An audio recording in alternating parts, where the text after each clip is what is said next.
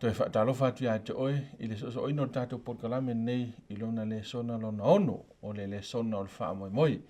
Mai whaftai mawi ia le atua, o tātou toi whaaso poria mai foi, ia le nei tū la, ia mane nei taimi whaapitoa, tātou toi mafuta i lungo le nei, alaata, o le alaata o le wha moi moi po le Hope Channel, American Samoa. Ia, e le whaangaloina whaawhera et foi, ia ona le atua, sunga whaawhengai ngam tangia, Alo tanya, mesti foi le sunga ia tātou whaatono nei prokalame sunga ia Chris Samana. Alo. Ia, whaaftai tātou toi maone nei wanoa. O le sona nei ia la tātou su e nei foi se tasi o mata upu. Ia po o se autu e lalo lavo o whaamaru autu. Ia po o mata upu autu o le nei kuata. Pe FAAPEFEA o na FAAUIGAINA le Tusi Paia. Ia aele i sopoloa la tātou whaasoa o le au when tātou talo. Whaaftai le tua i le avanoa mātou te whaasoa i lo a fionga, mai se fo i le tua se avanoa, ia e whapena o na whaafonga ma mai moa mai ei u tangata, o e u maua le nei avanoa, mātou talo mo le mafuta mai o lo wanganga i le ngate i mātou ma la mātou whaasoa o lo fionga, ia whapena fo i le whaafonga mai moa mai o u tangata, ia vi ia i lo suafa ono Iesu. Amen. Ia, o le tātou Lesona nei mara au tua Lesona lona ono le nei. Ia, o whaautuina i se fasili. O se fasili e whape nei lona whaautuina. Aisea e Manaomia i ona FAAUIGAINA le Tusi Paia. Ia, po le whapeutania. Why is interpretation needed? Ia, lusunga. Mana ia tātou whaitau le mau au tu. Pia tali mai le mauna. Ia ona whaalau tele lole tātou whaasoa. Amon mole lava ra sunga Chris ben fauna sa no mai tato faitau ino tato mauna e peru suma tasi fau pe ono lo ilunga screen. Ya, ale ai fo ise fa tua e le mfai ona fifia mai o ia. A wai te tau i le adwatu i le atua on tal tono lo soifua o ia. O ia fo ina te tau ia mai o e matua sa ili ia te ia. Amen. Mana ia le vai muli na e tau ia le atua tangata o le matua sa ili mat fa moi fo i o le wolo o whaafonga mai, ia, o le mafuanga leo lo whaafonga mai o lo e sa ili mal whaataua. Nau mai awala ni i tātou misiel me tā ua le whamele mau. Ea, e tau ia e le atua tangata o le matua sa ili a te ia. Ia, se i whaia ni dua fōle sanga tātou, waenga leo tātou po le amtanga o tātou Lesona na sunga Chris. Ia, o le vaenga mulmula e na ta wei vaenga na e dua. Mua o le ia a papeo o lo tātou sa ili i le atua, ia e taun tātou tono lo soifua le atua. Ia ma o le au ngā leo tātou Lesona mai lamtanga. Ia ma tātou i loai. Ia ea mana ia le atua, ma tāua i le atua le. Ia lana ngaluenga o le sota i mai mala i ngā tangata. Ia awani i ngalo i le tātou whaasoa ma le tātou au susu ele. Ia le au tu o le tātou kuata atoa. Ona o le tāua i le atua o lana upumoni. Ia, ma le tūla i mai o le afo i o le whao ngā seina po le ave seina o le fio ngā le atua pe o tātou loa mai le tal whaasol pito o le afo i o le moli maua le atua i le Tusi Paia. Leo tātou whaawaina mai isi tātou Lesona o mawai. Ia, o le afionga lea o le Tusi Paia o le afionga le atua. O le ngaluenga whaapitoa le atua i ne mawhai o na owani motusia le. Ele so te inga le atua mal tangata ola. Talu mai lava le amatanga se io o mai le so. Ia se io o ai le lumanai o lo tātou vaine i se i taua il whaavavau le mfutia. Ia a le la e tātou te whaamautuina lava la o le fionga le atua. Ia le la e ale ne ilfsil taua le mo tātou pe Aisea le ana Manaomia le whaaliwina. Salo le Nai whao ngā wheawea i whao ngā ina lupu na o le whaaliwina ma le FAAUIGAINA. FAAUIGAINA. A wai o le afoi o le whaauinganga o le Tusi Paia le autu o le tātou kuata. Tā ua tele. Ona le anga o i nāi mwhai ei o nā afoi o na tū mau le. Moni ma le wha maoni o le. Na whio ngā le atua. Ia o i nā afoi e mwhai na matana na aduese mai le. Tau tonga moni o le fionga le tua lupu moni. O no le whaauinganga. So whaina na whaauinga le fionga le tua ma tātou tū mau lupu moni. Ia pai fwoi whaauinga le fionga le tua ma tātou se mai lupu moni. Fua aile. Sa, mat se. So, ioe. So, o le puinga la lea mo tātou whatasi. le wa mai le tua le ngalo e faafetai le tua usau ni le tua le ia le ngalo nga atoa ina ia mo e tatou le manga faatau lona fina ngalo wala tu na ole tatou faasoa le kwata ato pen FAAPEFEA fa mai fina ngalo le tua ai pe FAAPEFEA foi ona fa populum fa mala mai le tua lona fina ngalo ia tatou ia le la fili le tua le ngana e tu sara ole nganga le na foi na fo le tua le matanga ia leo mo tatou mo ai le mo li mai ole fina ngalo le tua mala fio ngale tua le la tapte mo ia upu au tu le il tatou maulen feitoina ole fa tutua normal fa tutua ale ai se fa tutua ia ele me fai ona fia mai le tua ia te tatou ono le tua na tua lisina na tua tau le tua le le ta o tatou fa so le fio ngale tua kwata le no le tua ele mo vai ele mo su ina ele mo forte ina lo winga ele fai pe fa mai yo ane ele se tasi o vai ile tua io o foi o lona lava ro pele to tasi po o le o sa fa ali malta mai tatou io e so e tau o tele le fa tutua ina ia mo fai ai ona fia mai le tua ia tatou ia wa tatou le loia ia le tua mo lona fini ngalo ia tatou tele fai fo na lo pe fa fen fia mai le tua ia tatou ia nai vai nga mata na mo tatou Lesona ai alo te lo le ua mautula ngon tatou mtua fa vai fo ia fini ngalo ma natu fo ia ole i o tu tano inu tapte tas la tatou tano vanga le ta ole fa peritania ina ole presupposition ia po o manatu o tangata manatu o tangata la vai o laua na o le vanga ia masani ai ia ai le isau e faauiga tusi paia i sau no ia le vai ola se la pta inga tusi paia le vai ma se fautuanga lo sum tanga a while to tele au tatou e le vele mele in fact o tangata umala ua iai me ta ua presuppositions po manatu o lai ua iai ai le i sau e faauliu tusi paia pe faauiga Fakta ya rupe okay lo sa ole le ya ta ye o ya ta to from our experience ole mena sa ya ai ta to tele e fa fe ngai ma le fa winga ina ma so ina le fio ngale to already o ta to ma fo fau ya o ta to te tonu ngai fa ta tau ile tua ya pole au wala fo isu so ina fio ngale tua ai e ta o tele pe ole bele le au mai le luka le lo su mal fa ne fa peto su mal no se o fa upo fa su mal li ina wa o fa alia fa lua le o Yesu i on so ina wa fa ali Yesu i on so ele i manino le la o vaenga still man ka lia le na wa o Yesu mo e fa te tau ele i maliu ele ngata i maliu ai te tu ia epita ina wa happen mena wa lucia le hope le wali ele i befolinga mai ele i aware ia Aisea le nga o laisa ia me la ia o tetununga ia po me sai o lato mafofau mo e fa te tau le ata o le mesia o le afio mai o ia na te lave ina i lato mai la pule anga loma ia matulanga o le malui o le nu i tulanga umala nga te tutino ia se le tu fale nganga ia ai pitai o le wa maliu e le nga te lau maliu o ma fona fa ilo i Yesu a maliu e toi tu ia ai le o toi tu fa ali e ona so e fa mai fa mtalanga le i fa mai ua fefe lato fate lato o se nganga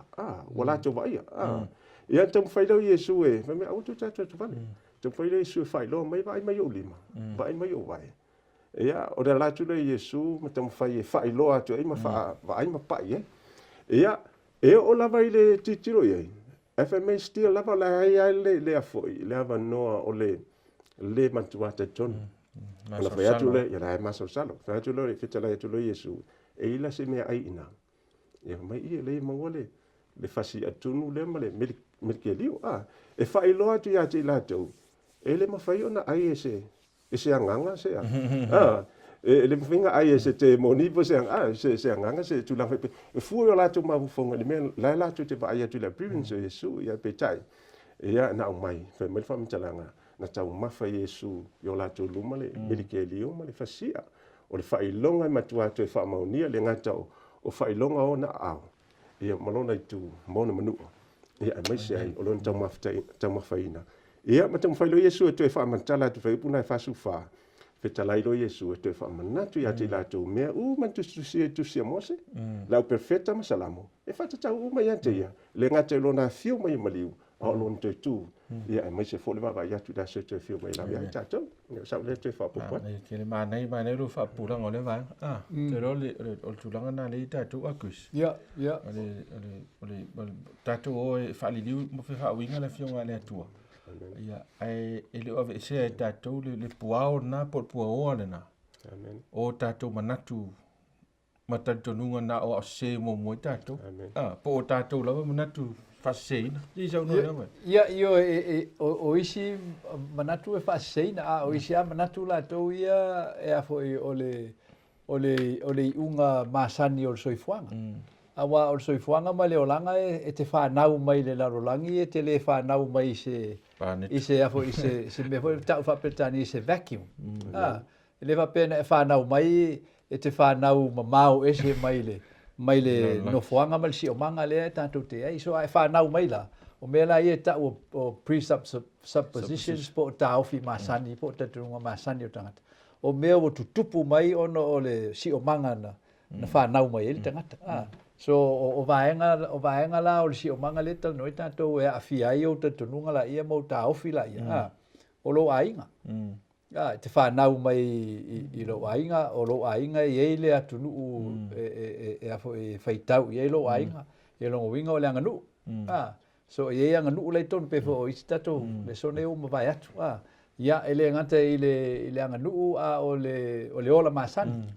So e whanau mea tangata a matalon soifua. A matalona whawhau mea ia. Na whawhau tāofi ia o tangata. A o whaavai e tutupu mai e o na tāofi ia. Te pewha te inga tātou nei e tautala i le whionga le tua. Tātou whaasoa le o onga le a Tusi Paia whaatau la whono le atua. Ia ma tātou lo, tātou o tangata asofitu o toe whio mai o na whaavai na o le kāresia. Tātou wola mai e ma tātou. Ia o tātou tāofi le whaatau tu la whono le atua ma ia ma lona toe whio mai. Ia na fia i tatu pefa pen tatu whanau mai le lotu. Ia pe wa te whanau mai o lai e tausi sapati lo. Engso o te le iloa e au se mea whanau a ngai i le senga o au le tausi al sapati o sfitu ma tangata lai tausi le sapati ulo yaso. I le tūlanga o le masani na whanau mai, maola mai ai. So mea la ia le tau e tātou o meo tāufi masani. Ai o le tāua mo tātou i tātou loa le tāua vaenga ia. O tō tino la ia o le tātou soifuanga mo le tātou o langa whai pea. Longo winga e tupu pea mātia e pea ia le afo i o tātou tāofi ia. E whalango lango lunga o le afo i o le awhia o tātou tūlanga masani la ia. Pea on tātou whawhengai mai le whionga le tua. Wa bena le tau te talnoe nei. Pe FAAPEFEA la na shape. Faafea na afia faafea ona faise sao o le afionga le atua i tūlanga la ia masani o lo soifuanga mo lo olanga. Pea on fea ngai oe male susuina ia por whaalongo. Ia pe on whamel tātou matua le. Ia tātou i lofo o ina tau ia mai oe matua sa ili atia Aisea. Langa e tele te ia i loa le atua. E tele i whanau mai manawa o rotina o e i loa le atua. Ele ai e aona e sa ili. E aona e sa ili tu sa pena e whanau mai fo e o matua e whatau le whionga le atua. E te sa ili a. Langa e ilo tā ofi tō tino na fo ina whawhao ma whaatūlanga le leia le atua i tonu o lo tangata le ta o le mawhawhau. Po le whau tauta. Ina ia mawhai e ona oani i whao e se tasi lea ia te tau na o le atua. Na o le atua e la na ia i lo mawhawhau. E le sisi mea mwhaina e lo na ia i lo mawhawhau. O le atua fo la na lena te whaatanga ina ia. Ia vaenga ia e mafua mai e me ta o presuppositions po o tatununga. O le si o manga, o le atua na whaia le si o manga. Le la elen whao ngā le upa petani pe o le world view. Ia po o lau ai i le larolangi ma lona tau tonga ma lona nofo mai. Pe FAAPEFEA ne e malama i le larolangi la ea. E pe o whaate te inga. E FAAPEFEA ro te tununga i le larolangi. E te taltonu na whaia le atua, pe te taltonu o le foi o le maro si anga na o le maro si anga na pa pasae sala lau solo ia le biliona miliona o tamai meni ni ia te upara lasi mai fatasi ai ka kia mai ewa o ele la lang so o mela ia e fiel tanto le tanto tananga ia le lau tanto tan feita tai mai meia ana il Tusi Paia ia pe FAAPEFEA na fia o tanto tu langa la ia Tusi Paia te leo o tau fai trai i manisi vaenga na tau o le nganu po le tūmanga masani ai o le si mo te fifa po to no le tau o tu langa o whanau mo tangata ma o le mau fo le fa mai foi salamo tatou manavo o tina no manavo lo tina malang sala no ufa no malang sala so it don't tatou mana tu vaenga le na so tatou presupposition na po tatou tatou masani e matua te le ale sa o le sala it's almost a shape na turanga sala le tatou nunga le man ma fo angofola na pua o ale vai ile tua ma sa ilingo le tua so natural ya tatou le pua o ile vai le tua non tatou fa no na turanga sala so tau e tau pula le faunga ele tatou mau tu ia sa ili le tua mo le ia matua sa ili ele manga mir ko inga fakimike me fo le bil fakum lima ile sa ili ngone tua wa te le te tai e au le mal ma ngone tua pe fa pe fai pai pe fa pa fulu pe ke fa se me fo le nga o ka ngei lo sa ili ngile tua amen ai te tau ia tatou ona matua sa ili ia ona matua maua leo le atoa ngon mama ile tua so le lawa fa ma apele vaenga le la tatou o atu le vaenga o le Tusi Paia ma le nganu wa le sile o le sa o fai tau ile tulanga o le o nisi o tatou fai fe au sinia sa moa e ia lava ia nisi o tatou nunga o ia nisi o tangata o ina fo nei mautu e pela tu ta ofi i le tatunungo sa mo i le tua o tangaloa na fai le langi ma le langi ma le langi tua iva ma me umana sa mo ona famele o te lele afianga ono lo mai o missionary fa ne fa kersiano so me la fa pe te lo pen tatu tele no ai o le ala afia umai lava ia tulanga le ole tatununga i le Tusi Paia ia o le ase ro sa no ngai le vaenga o le whaaman mai ngā vāenga neo le anga nuu ia man Tusi Paia. Haptai, ele, o te iloa e a fwoi. E pe an tatu tala no ina ma tung whai e whaavai lava le au onga le whaatatau le o Tusi Paia o le fua le tua. O so se mea lava, o polea lava tūlanga o te tununga ma o le o tatu mautinoa, o le fionga le tua, o le upu mai le tua, na fua mai le tua. O le whaavai fo i le fua i ai, le sao ma le se o mea uma lava. O le upu na tūsia le tua ina ia fua ai o langa ma whaavai o te tununga so stangata. E o lava lai e kalesia. So e o foi lai i anga nunu ma tu na se mea. E tatu te au mai pe o len tatu tam fai e whaamalamla mai nei le inisio Lesona o mawai. Ia le tūlanga o le tamawhai e au mai lalo le fua o le suisuina o le fionga le tua. Ia pe tala whea ngai. Ia wai e anga nuu e mantua le whetau ia. I le tūlanga ina ua mai lalo le fua. E si anga nuu e fōlinga mai e le lei. E fautuanga Lesona. Pe le lei ia pe fōlinga mai o se mea e tala whea ngai ma reasonable i le tātou mahu whau. Still lava e ka on test e pe o to inga me pe fatinonga lea mena lenta au ale mena e fa metala Yesu e le waku lava se me tama pe ale wi mai anja o ke le mafai fo se mea pe au le ai ona le tu nei pe fatitinga pe me nei o le falo alo e ali lu mantangata e ka mai fakulo o le me moni ai e le talia e le tu i tu inga o telo tangata e mwhainga e savali kulou luma o tangata. A o lo loko i e kusa o i le langi. Ai se ama welenga e whaia. Langa ngā o ui ngai o le kumana ngu e kaunga e whaia. E o lesi o le anga ngu e tātou e kaunga e anga le mai alofa. Ai se e te lea reason behind on ngā ko i ngā mele lei. O ngā o le e whaia langa o le kakau o ngā whai langa o le mele kaunga whai. ia I loa I tangata, I ngata o vi inga, ia ai mai se, ia pe kam foi foi su mai se mea, so, o le mea ngai fai mai Yesu, a ngoma, ele se me ko feng faia, longa winga kele mamlama le se senga o me le lei, ma me fi folinga mai le lei, ai leanga, o longa winga, e tau le mea nei o le, so se taimi lava tatu te amata inu tam fai su ela fionga le tua, ele maule te na el mai. Ole la sanga mua le te tau on tatu faia. Before tatu te le tam fai lava su ela fionga le tua ina ima fai ai on tatu manino. Pa mai le, io ane le fitu on fai pasuma lima se fasolo mai lalo, le fai pasuma fitu la fai tawina fa monmoni. Pa mai ona o fai lea o iutaia ua FAAPEANE. Pe FAAPEFEA ea ona poto o le nei tangata, ai le ia o ina uia. Ua fetala yatu Yesu ia te la tu o FAAPEA atu, o lau mta upu, e leo sau lava. A o lana na uina mai au. O le vaenga la le pitu sidi on tau ia te alfai pule suma fitu. Ma mai, ai se tasi e fia fai lona fina ngalo. E loa ai e ia le mta upu, pe mai le tua, pe o te tau talafua lava. O le sida mi fiko sidi on ka ue sangi mai le au wale tatu te fale li wina ila fionga le tu, pe susu ila fionga le tu, ale sa ola moti.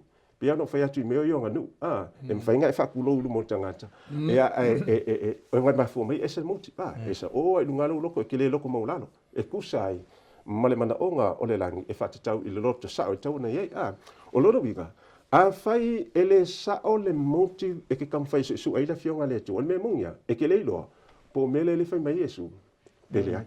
Amen, alongo winga e kele o mamlama le sao ma le se, o se mea, ia e ke Faauigainga la fionga le tua. Longa winga o le moti piko siri on tau e tau ona Manaomia tangata malama. E ke fia su e ke fia malamlama, e ke fia uskai. And that's all. Ia vai mai lola ia le ngaluenga nae e lima foi pe tusu no malua le. Pauala tangata e fo ina ile tua lo na nganga. Ngal kanga ka uskai. Aisea fa mai le mo konito na lua foi pe sumantasi se o sumantolu. Fa mai e peia o ngale malamlama le tangata ile loko ma le mele te tono le tangata. Se iwa na le tangata lava la ia na. E fa pena fo I ona le mamlama tatou. I mea le tua se iwa na le nganga le tua. Wa e fa malamlama ina le nganga. Mea fa le nganga. So o le mafu anga na ele mafai ala na fo ia le tua lo na nganga pa ia tatou te mamlama ia na mea fa le nganga. Mo tatou malamlama ile sa o mal se. Pe a fai tatou te le ustai. Ele mafai langa uskai se vanga o ia te ole moti e ke fia su e ke fia. Ia sa fa pa tu de pa tai mana. Ele al motivo nai le tupu fu ala tupu no le nganga le tu. Le wito ne to ole Tusi Paia tu sia I taimi o lai fo ia nga no uma tu manga. Pe le anga fa e Peru, anga fa Utaia, anga fa e Leni. Se isa no le vai nga pe men tu sia Tusi Paia fa faua nga e tusa ma tu manga na pe e se tu ma se anga al Tusi Paia la vai. O lo tau fai e fa e te tai e tangata I soifua maulai. O si tonu ana, o le memo muana e taun tanto tiro e mtato I loa mai Tusi Paia. O le anga nuu le tal no e tanto, o le e senga o le anga nuu le atua, ma le anga nuu le larolangi. So le anga nuu la le larolangi, e whawhau I lunga o whaavae wha le larolangi. I le anganga o le tangata o pau le angsala le ta ua. So, ona o pau tato le angsala. Ona fie lo le tato anga nu o tato fausia le anga nu e fa vai lungo o tato tu ina nau sa ideale vi ingol tangata sa ideale on tamau ainga malo no malu fa adielo na malosi ai le Aisea le afo le fa vai o le anga nu o le tu fa vai ai o le anga nu o le tu e ustai le fionga le tu so o le memo muana tauna tato manino le ia Ia langa nu ole tua, ia langa nu ole al tangata fa le larolangi mal tangata fa le larolangi. Ia wa mena le tato malama lola ia. Ile ta o tato lo le se senga wana nu la ia. Ona langa ole memonia ia. Po fea langa nu te fa sino ia. E fa larolangi ma nga nu la ia. Ele sia nga nu o lo le larolangi e fa le langi. Langa ele o na fa vai la ia. Ta ua fo ele susu nga ia tani elu. O wa ina le tilo ele se senga mau o fai nga malo fa larolangi mo lato tupu mo lato wali mali sili. Ia whaafia ngai ma le malo le atua. Ti ngā na whaali mai le fina ngalo le atua, mwhailoa mai le atua, o lona malo e whaapea o na whaavai. Ia, ai, e whai ane whainga whaal malo la langi la tu e ma le tupu o Papolnia, me Taim, Persia, Roma, Eleni, le au noa ma le amana ia o le whaavai e whaale atua. Ai, e ifoa ile fina ngalo le atua, nā nganu uma, so le me tāua na le i tatu suenga. E tāua le tātou loa o anga nuu, e a fia il tātou world view, e whaati tāua ngā i leona amatanga, ma lona mafuanga e leino lo o iai pēr laulangi. Ia ma le meo lo a ngā i tuei laulangi wa o fasili tāua la ia. Ele te i au mai e le atua ia le afo i le whaata o tonga lea ma le fuafuanga lea o a fia i uma tātou i o tātou soifuanga tai tō tasi. Ma tātou anga nuu, tātou olong soifua mai ai. Na whaatulanga le atua i le mwhaeo na tātou malama i lona whini ngalo. Pea o na tātou whitai ia i te tō tasi ma le fionga le atua. Ma tātou whaatinoa rola i o la aola na tātou whaatinoa la fionga le atua i o tātou soifuanga mo tātou olanga. Ia na matalo lea na awhia i lau anga nu. I le lei po le leanga. Awa pea e whaisou sao le lei lau anga nu. E loa tua e tangata o foi o lo atunu po lo nu po le rafanga lo e fioai dono lo ainga wo esele swing o lo soifanga wo esele nga nu na wo e soifuai pe o tatu fanga nga nu po le nga nu o fa alo e fa alo ia e fa alo fa vai o le po lo va ia wa o isinga va nga tawle ia o isinga va nga e fa tawanga il mele ole o le afo o le Tusi Paia ma le ngana, ma nganu. Ia wai o nganu umalama. Ia e afo a fa tusa ma le Tusi Paia. E lalo i fo ma nganu ule. I la nganu ale atu le Tusi Paia. Wai po fea me te alu il soifuanga le. Le asa nganu e mawhaino na wha matalaina ni o na amatanga. Ma ni o na wha vai. Ma ni o na wha moe ngau lumangai. E no mal fa vai o Tusi Paia. Amen. Mena e tāua mo tātou lava au whaafonga ua e te lole se lau pasene o tātou whaafonga o Samoa. Ia. O na Samoa e au lava i lana tū mana nā nganu. E sele mana i o tātou nganu. E tātou mana tua fo. O le nganu o tātou na toi shape e missionary nao mai. I o lai ola i whaanu pō tātou. O niso vaenga le leo le nganu le tau te tau i loa.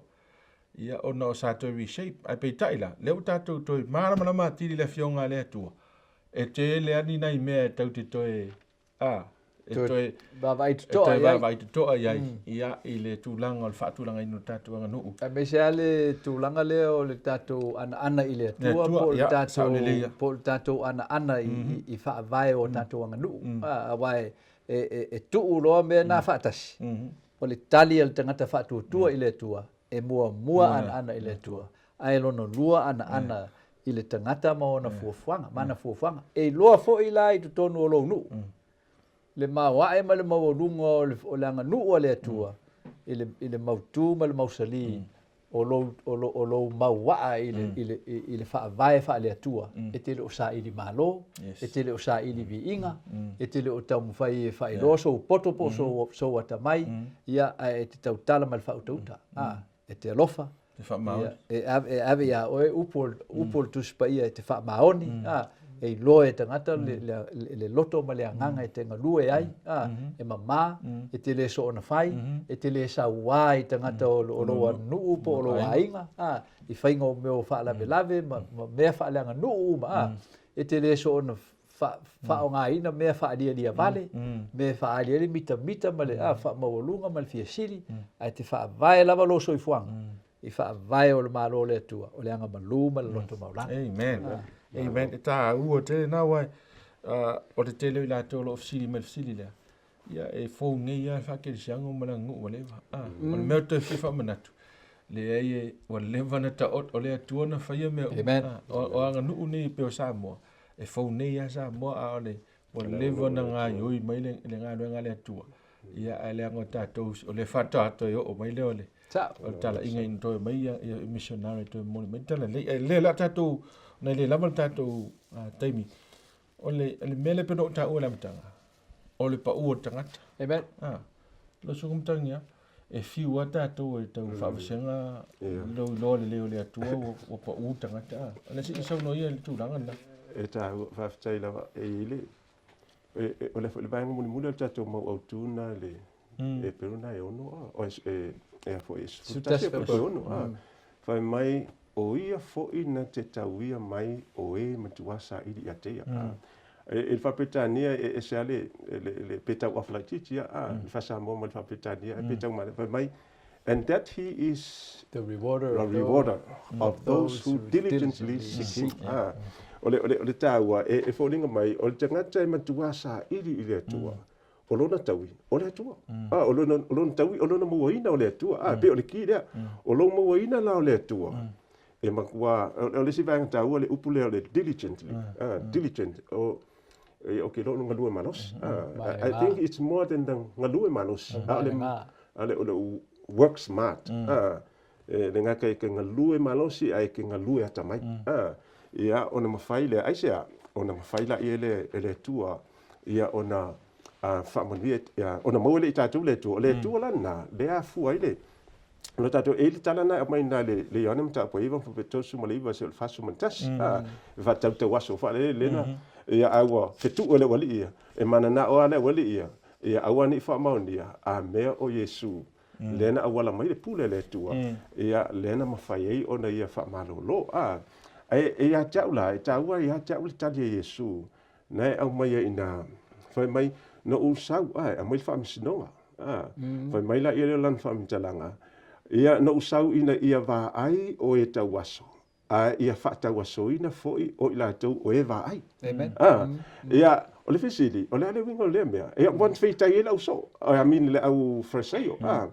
Ia, tela o le vahenga la le sumantasi whata ua e tau. Whasumantasi mai, ua whapea atu Yesu ia te la tau. A whai ana o tau tau waso.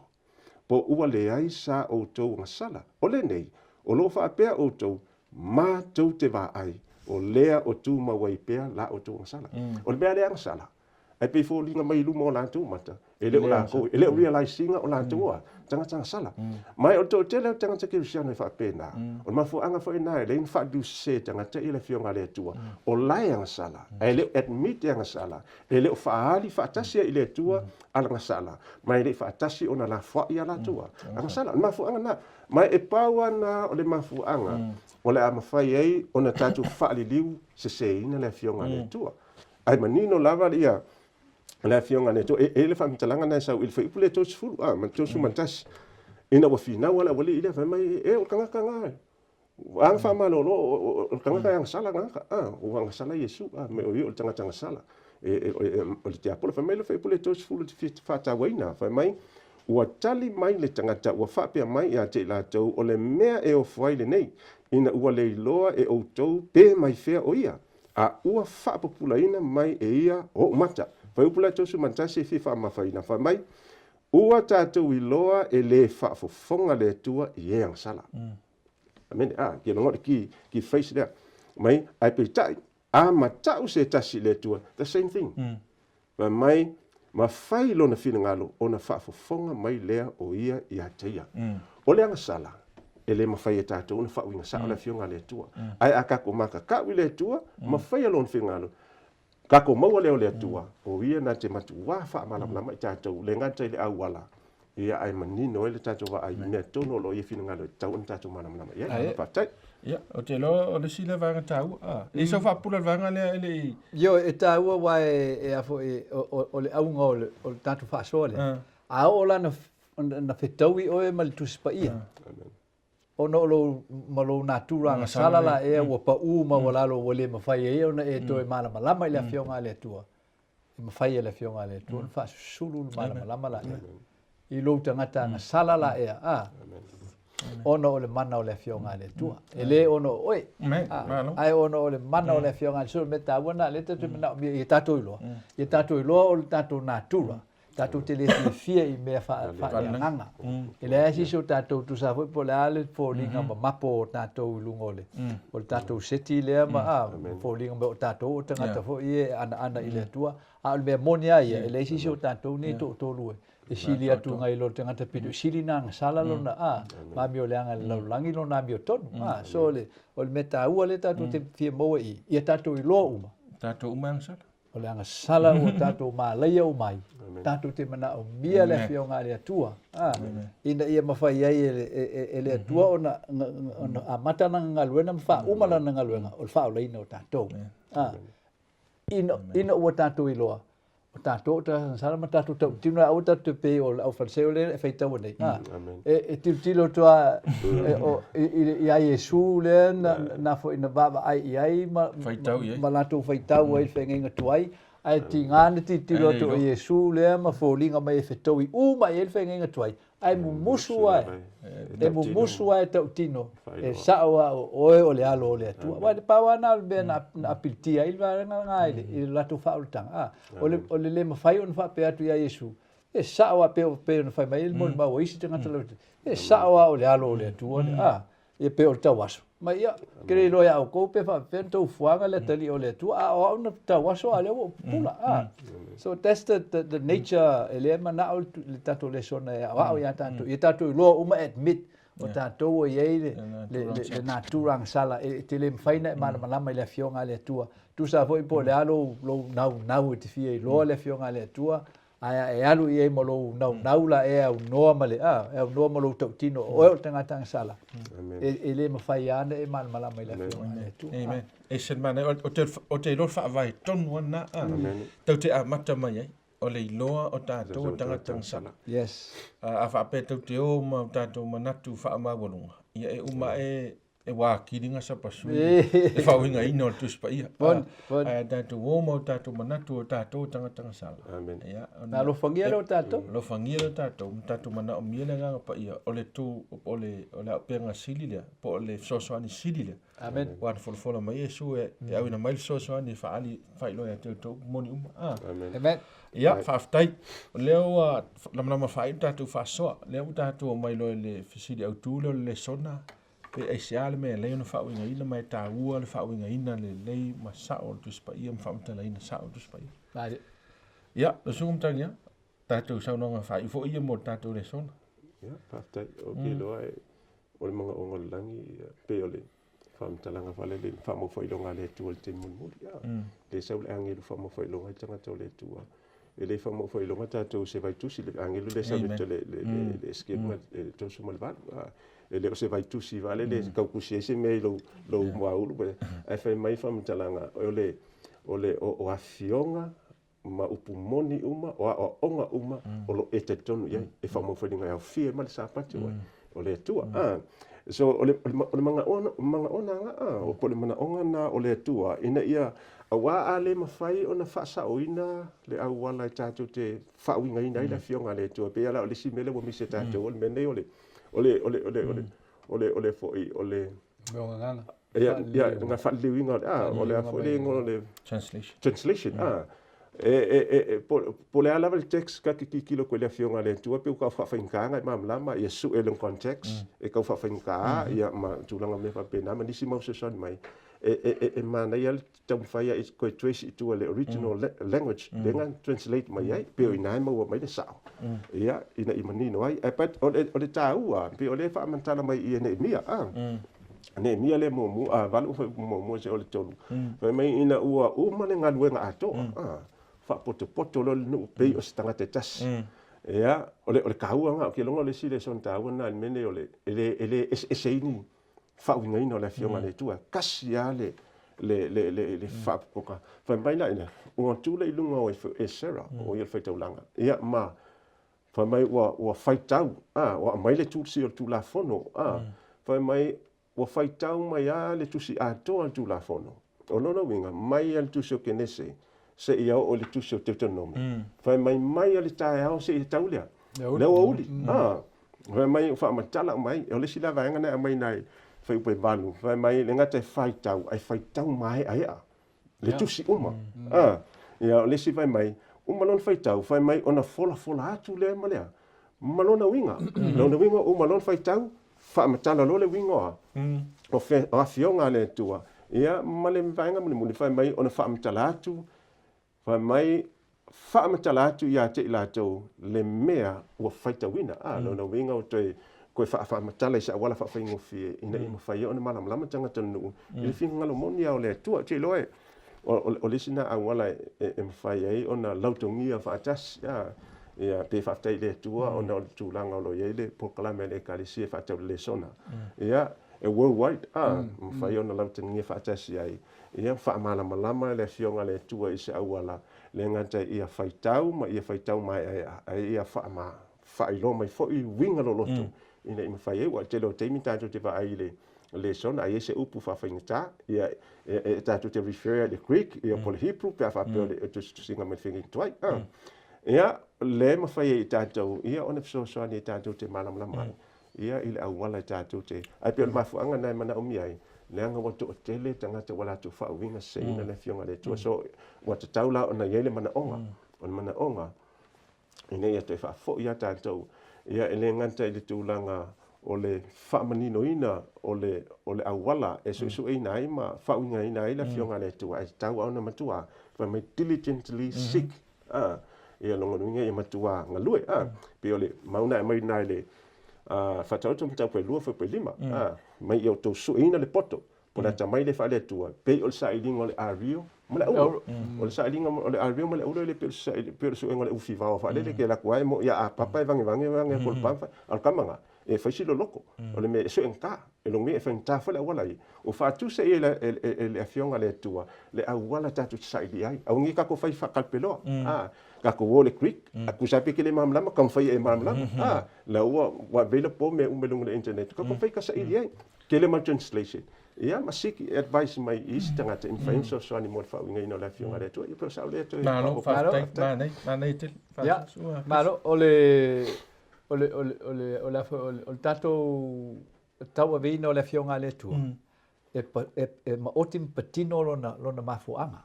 O le mafuanga whaavai ala e len tatou tango fia le fionga le tua. O le tatou fia lo le finangalo le tua. So le finangalo lao le tua le tatou talnoi pe tatou tango fia le fionga le tua. O le fuafuanga le tua e ta o le fuafuanga o le whaoltanga. Ono o le tangata ua pau le angasala. Ono o le angasala na amata mai le langi ua fia i le whainga malo le tua. Lea leina iai le Tusi Paia lea mo tātou so le tāua o le whaawinganga o le Tusi Paia i lona tāua, lona sao, ma lona whaamaonia.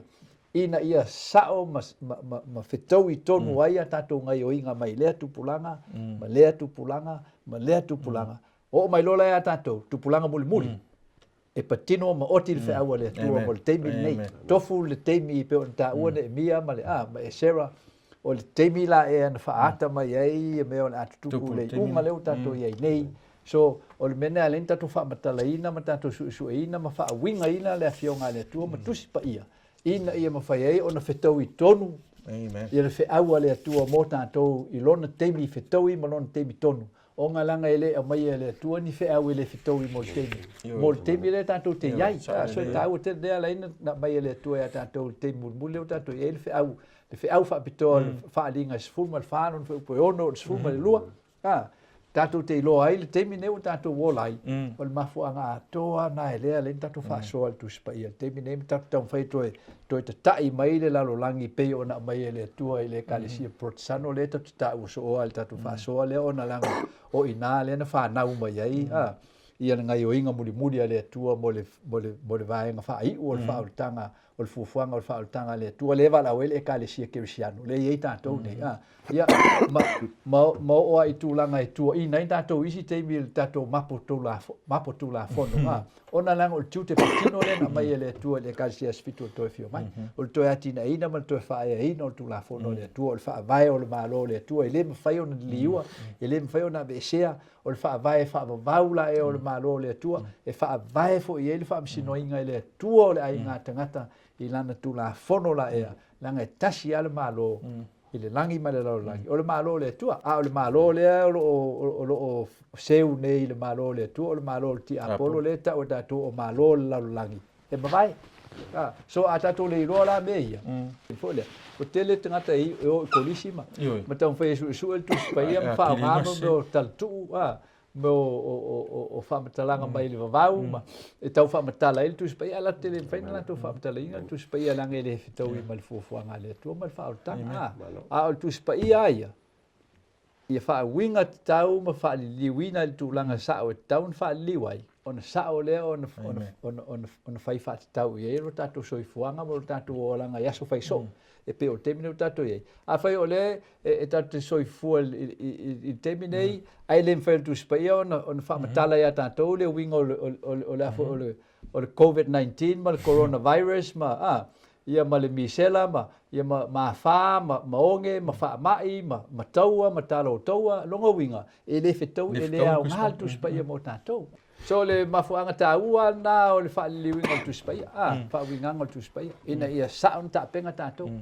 A wai le mfain tātou saba vali i se afo i se fe au fa se e le mfain tātou son tau tala i se mata upu e le fetau e te taua o na tātou saba vali ma tātou tau tatala i le afionga le atua wa sau nia le atua mo le temi leo o tātou iei langa o le atua na te pūlea me uma o lo i ao le atua na te inga ina ia whaasau ma whaaola tātou mai le malai o le angsala mea na le tāua te le whaawingaina sao le Tusi Paia i me uma tātou te whaia ma tātou tau talai ona tasi leo tātou, o mauti nofoi, e tasi uma le fina ngalo o le atua i lana whanau i lalo langi au au, i le temi ale i o mai le fio mai o Yesu.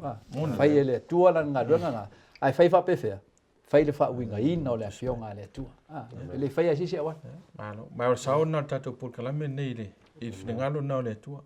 Ina ia, au ai o lo whaafonga mai nei te, ia leo ua ma whai o na whaata o toa tua la fua nei tātou whaasoida. Ina i mwhauna e su e lawa o i Tusi Paia. E te tau le whaatalia se i ruatu ia le whaiwhe au. Ia po o ai fo i e idon whai longa tikili. Ia e whamtale au e la whionga le atua. O le whaata ina o tātou Lesona nei. Ina i e whsosoani a te oi lau sa ilinga. Ia i ui le atua. Ma le moni ma le wha maoni rupu moni a le atua. Ia tātou mana tua le lei. O lo o matua o le upu lea o le maele ngā. O lo matua maele ngā ti a polo. Mai o le menu mera tasi a lea pe ona tata uafo le tātou Lesona umawai. E aunga ia ile le ngā luenga ti a polo. O le whaase se ina leo tātou. Whaase se whauinga ina le upo lea tua. Ia se ei lou tali tonunga e whaatau whaotanga lea tua. Ma lou whaotanga au ale ungo le mele. O oe e iu atu i le leipo le lea. E leo ti apolo wa launo na inga. A o tātou ie maole soifuanga ma le ola timi nei, ma le wanoa. O tātou le inga e na longo po ia li i pia ia fe aua le tua i lea taimi ma lea taimi e whaia ina i polkalami. Ina e i ulawa lau sa i linga ma lau whiliwhilinga. E o atu taunu unga i le ola ma le manuia whaavau sa unia le tua. Ia tā ua tele la tātou maamlama le upumoni. Ia uala ne i se le taunu unga nā lau sa walinga. Ina ne i mau lau o tau tinga ala e te mai ngā me se e o foi lava ia ta e lei hasi so tātou e guarantee i sona poto ma sona malos po au fai longa lalo e tamai e le guarantee lo ato atoa pe a ele sa ili la fionga le tua yaso uma ta taimi uma lo soifuanga ia ma e soifua e tu sol fatu nunga le tua me ta uana le na o mena le fe me le na te fa le ton po sa no fo sunga mtangia o la o tatu lo a la u fa Tusi Paia me le fa ia ai lo yenga wa yo lot amen inga la tona tatu ai mana o le sa i le tua ia e mana o e ti ai uma mena te fio ia ma e mana o fa ai fa finga lo le tua na tau no le sto no le ia ma manu le tua i do songa ia sino family le tua i tātou au whaafonga ia ele nei whaasoa o la whauina tātou talo whaatai le tua mātoto e whaafo ia to ilo vi inga na o lau fionga o le nei watu inatu le tua lau upu i awane i pa ufua i so se finangalo o so se loto o le ua filifili e muli sa ili ma le mai ngā e sa ili ma le mautinoa whaamanuia le tua i sa ilinga au tangata. Ina i uatu ia te oile la tu sa ilinga ia maua i le ola a evi i he lo suafa. Ono Yesu. Amen.